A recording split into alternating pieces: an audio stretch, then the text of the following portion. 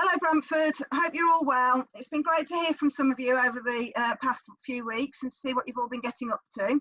Now, I know that your work this week is based on VE Day, and one of your tasks is to talk to the oldest member of your family and see what their memories of the war and VE Day are. So I thought I'd help you to tick off that task from your list and talk to the oldest member of my family. The oldest member of my family is my dad. Hello, Dad. Hello, children. Now, my dad, well, you all know how old I am because a lot of you helped me to celebrate quite an important birthday just before we broke up from school. My dad is 83 and he was 2 or just 2.5 when the war began, and he was 8, so a similar age to a lot of you, when the war ended. And I thought it would be a really good opportunity for him to share some of his memories of the war and what it was like during VE Day. So, first of all, Dad, where were you during the war? Well, before the war, when the war started, I was living in South Wales in a place called Neath, which is near Swansea. Okay. But my father went into the Royal Air Force and he went off to the war. And after about 2 years, we followed him. He moved, first of all, to a place called Carlisle in Scotland, the border of Scotland and England, and I went to school there. Now, I can't remember much about that school. The only thing I can remember was that the classroom had a big fireplace in it, with a big fire burning in it, with guards around it to stop the children getting near the fire. That's all I can remember about that. But then he was moved to a place called Carnarvon, which is in North Wales. Okay. And we followed him there. We went to live in North Wales with him. My mother and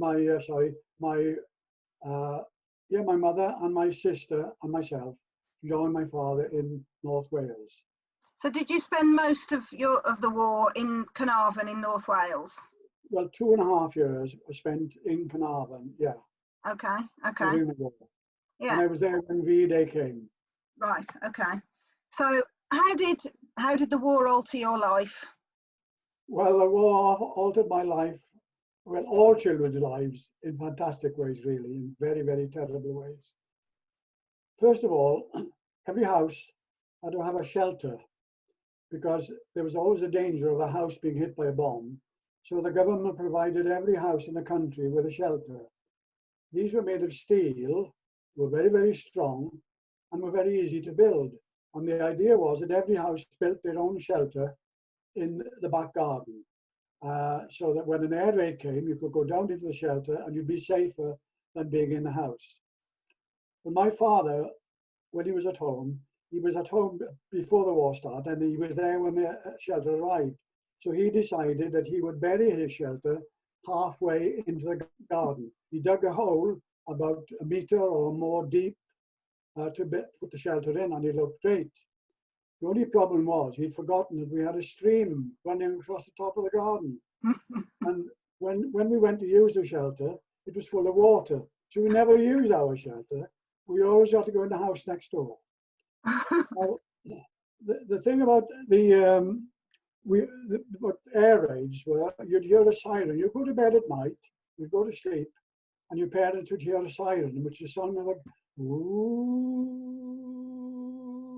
and it went on for ages. And when they heard that noise, your parents would get you out of bed, wrap you up in warm clothing, and take you down to the shelter, in our case, our neighbour's shelter. And there you'd stay for the rest of the night until you heard, ooh, which told you that the area was over. But in between then, you had to stay in the shelter. It was cold, it was damp, it was miserable, it was boring. We tried to entertain ourselves by playing silly little games like Ludo and drafts and things like that. But we couldn't do that. It was too cold. What we also, when we were down there, we learned to recognize the sound of the aircraft going overhead. And we learned to know the difference between a German aircraft and our aircraft. Now that's amazing, but we did. And if it was our aircraft, we didn't bother too much. But if we said, oh, that's a German airplane, we'd sit there and we'd be quite frightened because they were going to drop bombs somewhere in the country. We try and keep warm, we'd be wrapped up as much as we could, but it was really boring. It was terrible. It must have been very. It must have been very frightening too. Well, you can imagine. Yeah, you don't know. Not knowing what you were going to come out to either. Well, that's right. And we did hear bombs being dropped because we just lived a few miles from Swansea. And Swansea had a docks, and Swansea docks was bombed very badly, so we could hear those bombs landing on Swansea. It was quite frightening and something that, you know, well, you just had to put up with it. That only lasted for 8 months because the Blitz on London and Britain lasted for 8 months. So that part of it was 8 months. We spent most of that time in and out of the shelter. Yeah, scary. So that's at home. What about school? How was your school affected? Well, schooling was affected in lots of ways again. I mentioned to you that I went to Carlisle first of all, and then to Carnarvon. Now, can you imagine that? Because where I come from in South Wales, not very many people speak Welsh. Very few people speak Welsh. But when I moved to Carnarvon in North Wales, everybody spoke Welsh. So you can imagine I was going to a school where I didn't speak the same language as the teachers or the other children. And that must have been awful for me at the time. I don't know how I coped with it.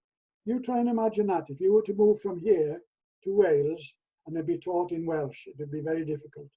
So that was the first thing. I had to learn to speak Welsh. I didn't have any friends, obviously, because I was new. I was the only child in the school that was new there. So it took a long time to make friends. And that was difficult. Lessons could be difficult as well.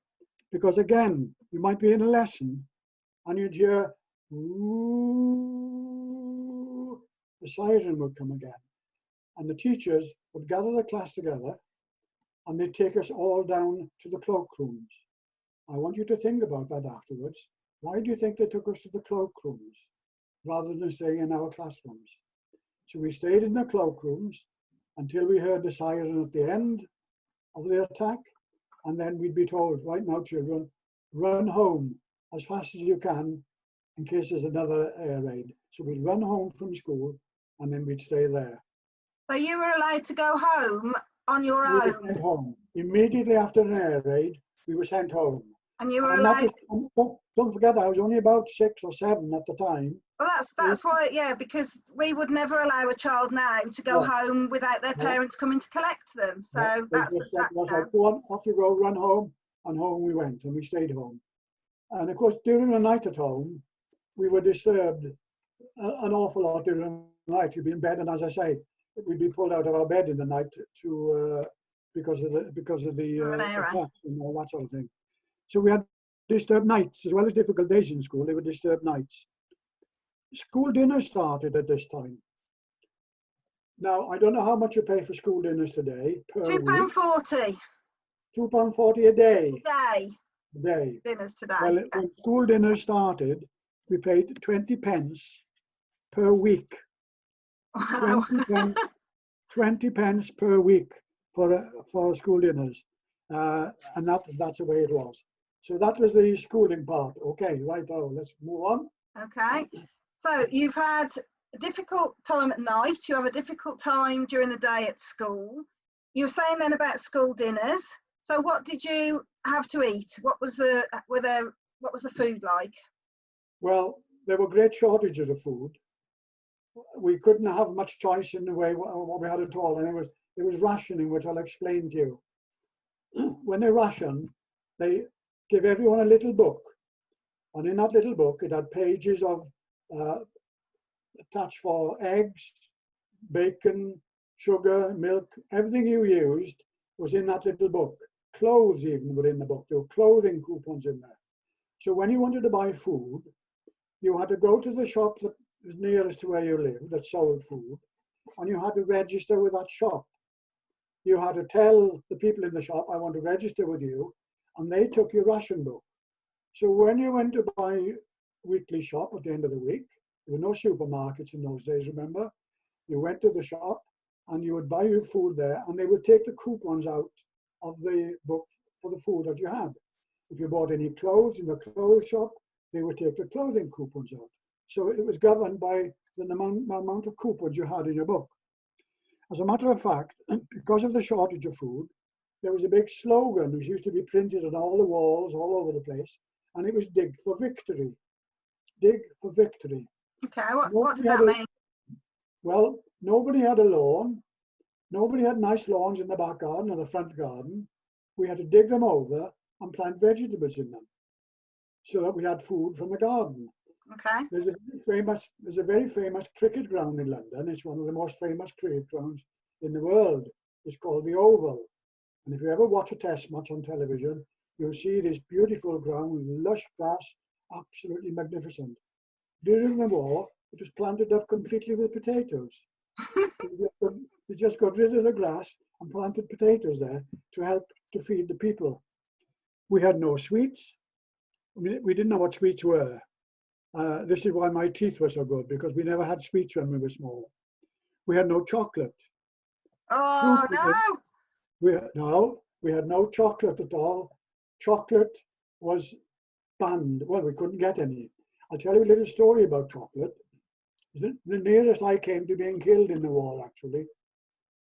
When the war, at this time, people in Canada took pity on us, and they sent us boxes of powdered chocolate, like cocoa, as you have in a tin today. It is beautiful powdered chocolate. And when we lived at home, my mother kept that in the pantry, which is under the stairs. And I was in there one day under the stairs, and I was stealing some of this chocolate, taking the top off, and I was eating some of it. And I heard my mother coming down the stairs, and I panicked. And I took a gulp, and the chocolate was up my nose and my mouth, and I was nearly choked. And that was the most dangerous I was ever in the war. That's to do with it. But just to show how important it was, after the war, we went back home, and Mrs. Rouse, in their school, they decided to have a raffle. Now, what do you think the prizes would have been in the major prize in a school raffle? What would you have? What do you think? A bike, or well, you wouldn't have had PlayStations, would you? But today it would be a PlayStation, or maybe a football or a football shirt, something like that. Tickets to something. No, we had none of those things. Couldn't have any of those things. The main prize in the raffle, and every child in the school bought tickets because they were all excited about it, and the teachers all bought tickets. And the first prize was a banana. And what? And I believe my mum won it. And your mum won it. Your mum won it, and your mum took it home, and she was made to share it with the boy next door. Oh, meanies. So that was food. So food was very short supply. So, okay, school, food. Now, we've got restrictions at the moment on us about travelling. Did you have restrictions on you for travelling? Were you? Well, there weren't laws made up about travelling. There weren't restrictions in the sense that we've got in today, but there were very, very few cars on the road. Very few cars on the road.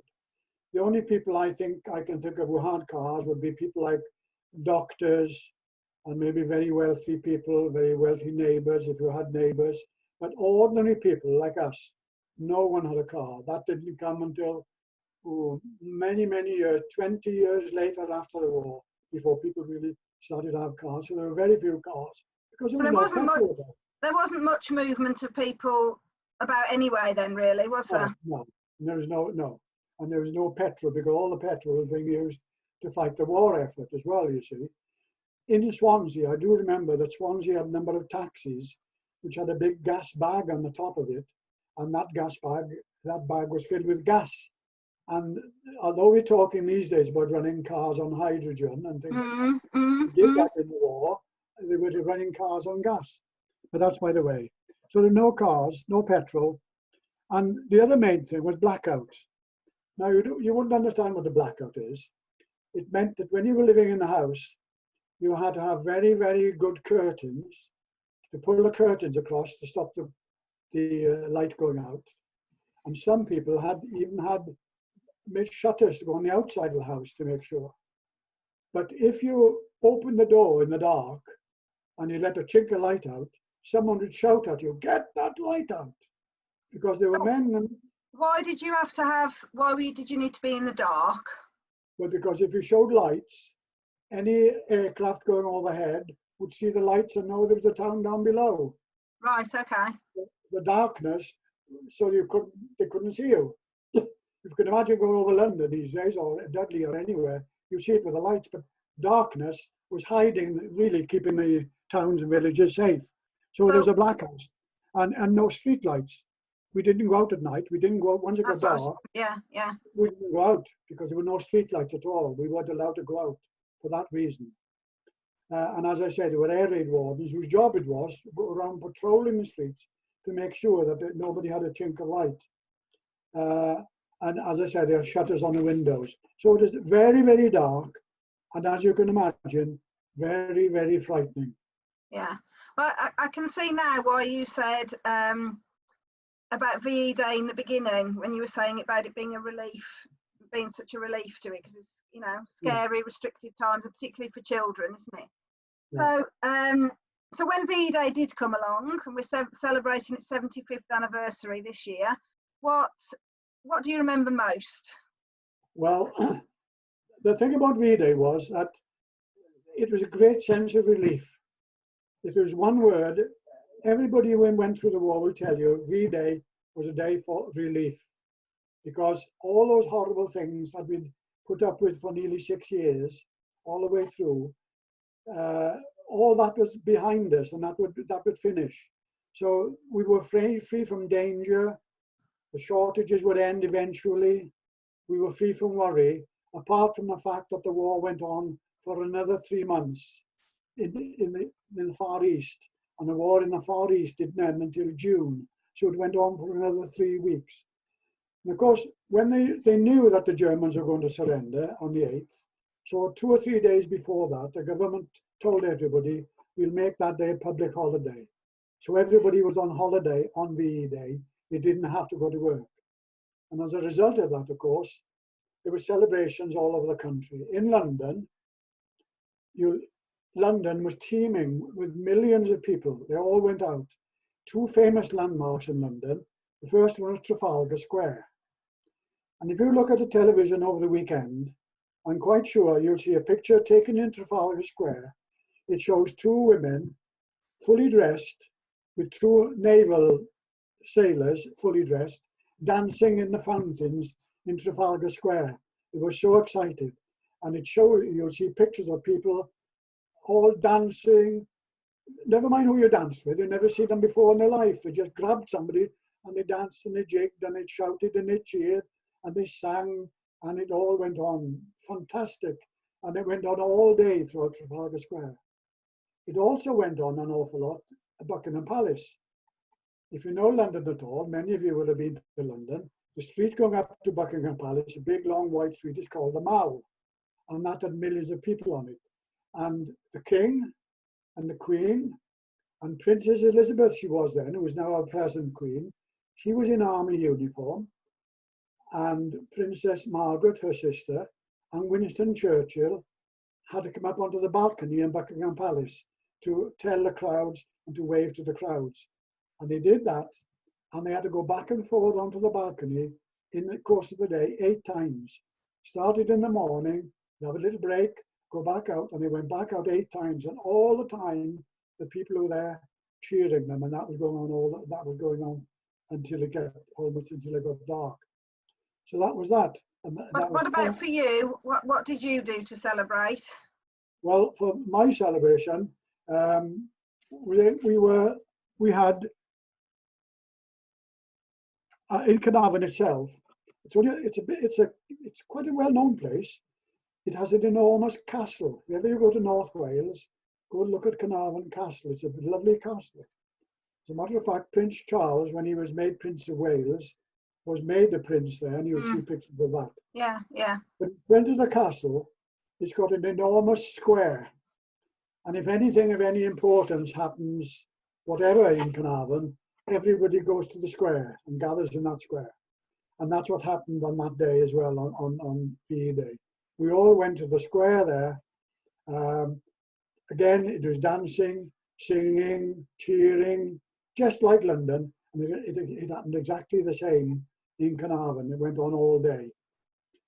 And one of the things I remember, which happened a couple of days later, which is one of the most important things that stuck in my mind of all things that happened in the war, was switching the street lights on. You remember earlier I told you we lived in darkness? Yeah, Well, after the war, 50 days later, the government announced that throughout the country, the street lights were going to be switched back on Saturday. You wouldn't believe it.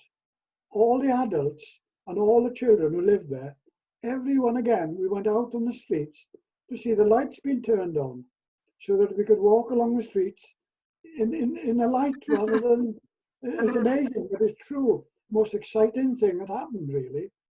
But of course, in those days, the lights weren't automatic. These days, we have electric lights. They come on when it gets dusk. They go off themselves when it gets light in the morning. But in those days, they were gas lamps. So somebody had to light them. And there was a man whose job it was to go round from street to street on a bike. He'd go to the lamppost, he'd park his bike against the lamppost, put his foot on the pedal, and then on the crossbar, and he'd stretch up, and he could just about pull a chain to switch the light on, and pull the light, and the gas went on, and it lit the street. And of course, he had to do it again in the morning to turn them all off. So just imagine that, someone having to light that, and that was an exciting day, as I say, watching the street lights coming on. So the two most exciting things that happened to you were winning a banana and watching the street lights coming on. Yeah. That's sort of affairs, wasn't it? But that's true. That's true. So did you have, we're seeing lots of pictures at the moment of street parties and things. Did you have street parties and? Yes. Well, I must have gone home then from North Wales back to South Wales, because the street parties I remember were down in South Wales again. So I was back home where I was born then. But I do remember we did have street parties. And how they managed it, I don't know, because if you remember, I told you everything was in short supply. Cakes, biscuits, chocolates, sweets, everything was in short supply in the war. But when we had street parties, people brought out all sorts of tables, decorating tables, joined them all together, and it would be the length of the street. They'd be covered by cloths, and then they'd make pretty things to go on the tables, and they'd buy bunting. Now, bunting is a sort of triangular flag, lots and lots of them, and I think you're making them in school. So you know what bunting is.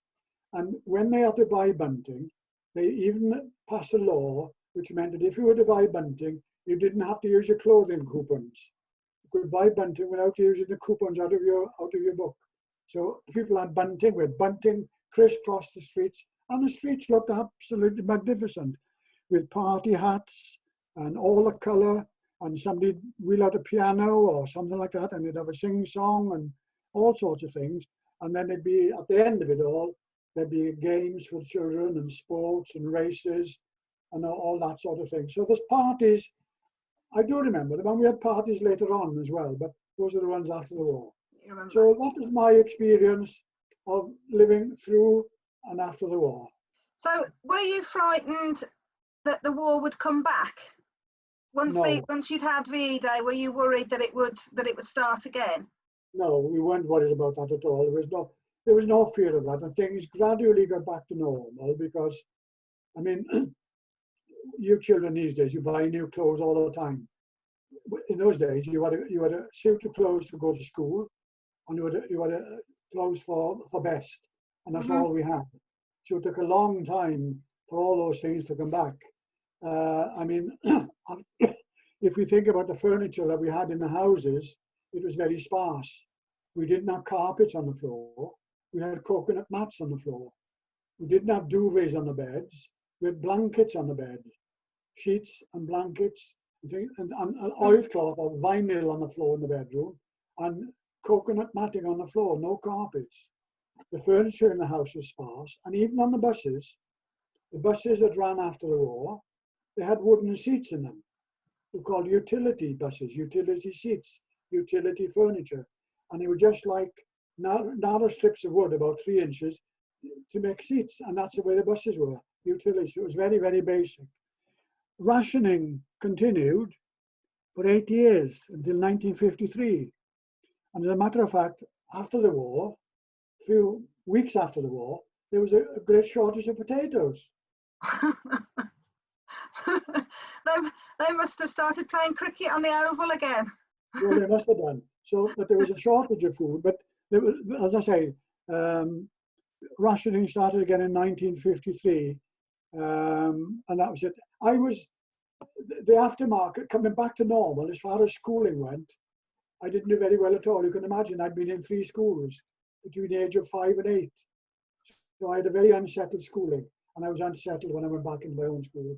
And it took a couple of years for me to get back into the swing of things. Yeah, yeah. But my father came home afterwards, after a couple of months. Christmas was very poor because we didn't have much for Christmas, obviously. No toys, very little food, and so on. And then my dad came home and he bought me a bike, and it wasn't a posh bike like you've got today. It was painted black completely, everything, mud guards, handlebars, everything was black. It was miles too big for me because he bought it so I could roll into it. He put blocks on the pedals, and I had to have blocks on the pedals to reach the pedals. And no gears, just one gear. No gears, like 3 gears was good in later on, but now you've got dozens of gears, haven't you? So things came back to normal, but it did take quite a long time. If you think about it, we're getting quite fed up already after 6 weeks, aren't we? Yeah. We're fed up, we can't do what we want to do, we're restricted in what we can do. So just think what it must have been like. We had that for 6.5, just under 6 years. We had all those things. And we're not frightened of being bombed in the night or anything like that. We're just bored and a bit fed up, really, aren't we? Yes. You know, so and if we take care of ourselves, our health is in our own hands in lots of ways, isn't it? If we look after ourselves, we'll be okay. And we've got to be patient as well, haven't we? Yes, definitely, yes. Well, thank you very much. I hope that's going to be useful to everybody. Thank you for sharing your ideas. I know I've heard a lot of those stories lots of times, but I still like listening to them. So thanks very much. And particularly thank you for cracking Zoom and coming into the 21st century. It's a massive difference from having to... Me telling you how to Zoom, yeah. Okay then. Thanks very much. Good. Bye.